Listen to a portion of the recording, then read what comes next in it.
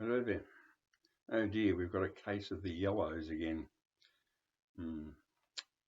Oh well, where's that way? That's a bit better, sort of.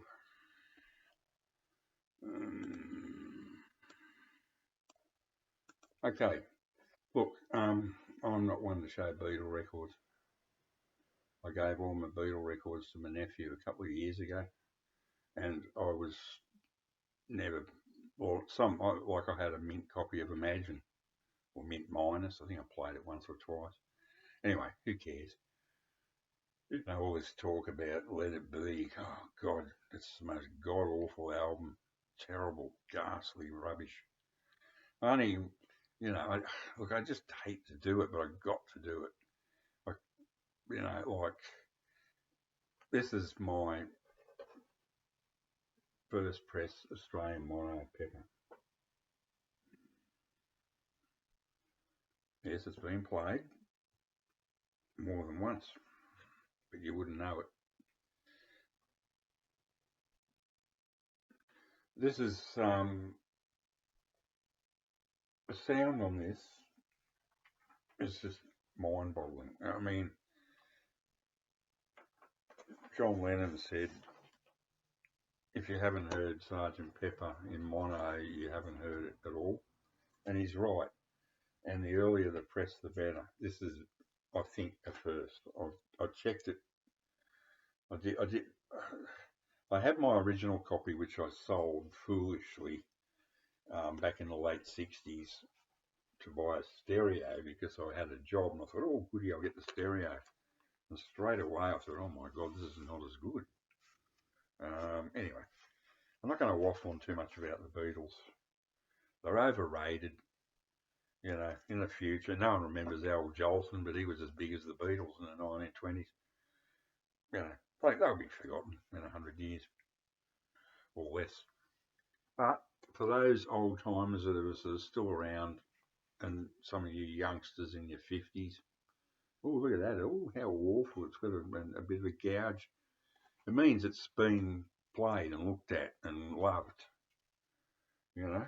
And for something that is over 50 years old, um, like it still has that crackle noise when you open it up.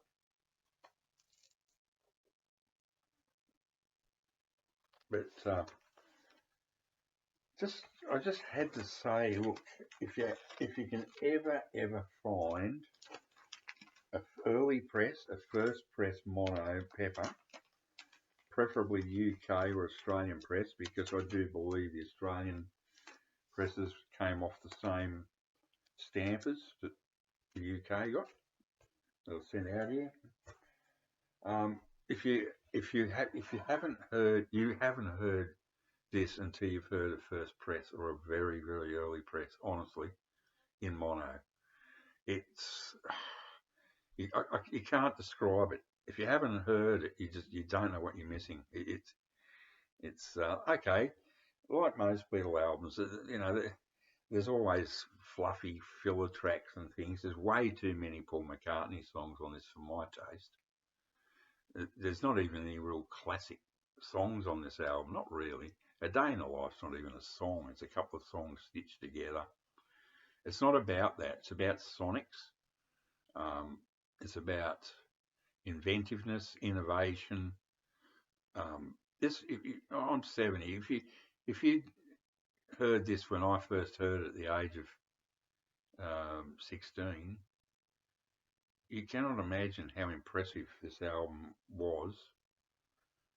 And I never ever get sick of hearing this album. I don't play it much, maybe once a year, but every time it's an experience. I go straight back to that time I heard it, and it's the cliche. You're in the room with them. Honestly to God, it's got the most warmest sound you'll ever hear on a Beatles record. It's warm. It sounds almost like valves. I've just got an integrated amp, Myriad. It's a good amp, but it almost sounds like you're listening through, mono blocks with valves. Honestly, it really doesn't matter what you play this album on. Just sort of warm. uh, It's got a warm sound about it. It's just cannot describe unless you hear it. Um, sure, I've got a mono CD from 2009, and it's close, but it's not. It's just is lacking that magic. Yes, it is a proper mono mix. They did a good job with it, but it's not a patch on the original. Once this goes on the turntable, you're taken into something special. My nephew's jaw dropped. He's a huge Beatle nut. You know, he's about 30, in his mid-30s, I suppose now. And I sat here and let him sit in the sweet spot, which is smack bang in the middle of this lounge. And I was just watching him. He was working on this little laptop that I gave him the Beatles for this laptop, and he was setting it up for me, and I could see he was not concentrating on setting this up. You could see he'd look up at like that, and you could see he was hearing shit that he hadn't heard on any CD or I don't even know if he'd heard it on vinyl, but you could see he was going like that, and I thought, yeah, he gets this. If that's for him, when I die, I'll never part with this. This goes to him. But yeah, it's hard to explain if you've never heard it. And I'm not one to beat the Beatle drum. God help, trust me, I'm not. But that album is so special, and I think it's just that early presses. Um, there is another famous one that was made in Australia, only 500 copies or so, in the mid 80s, maybe, or 70s or 90s. I don't know, but they go for an absolute fortune. That people so that go after that one, but this is the one. If you can ever get it, make sure it's minty, or VG double plus or excellent, and you won't regret it. Honest to God, it's yeah. I mean, I haven't played it. I saw that Mazzy and Michael arguing over Let It Be. Who cares? Let it be. The Beatles are fucking over after this. This is it. This is the pinnacle. And okay, I'm not talking about songs or quality of songs. There are no great songs on this. She's Leaving Home is one of the few Paul McCartney songs I can actually stomach. But it sounds so great on this.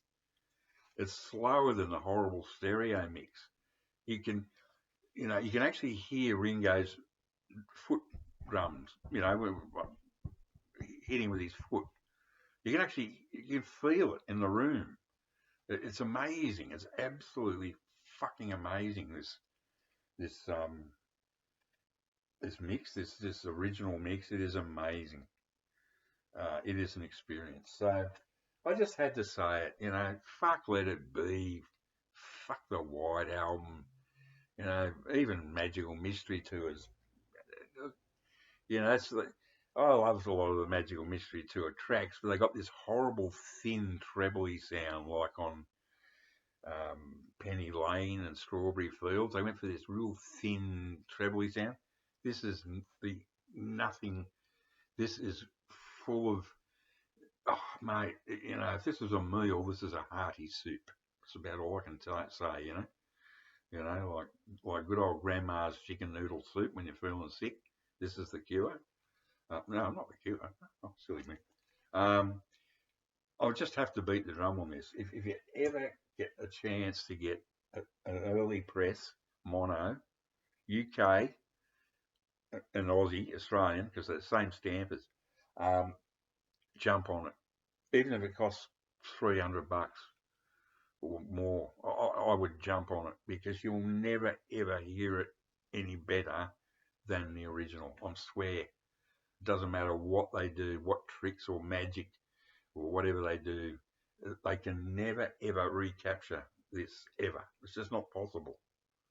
So that's my 2 bobs worth on the bloody Beatles.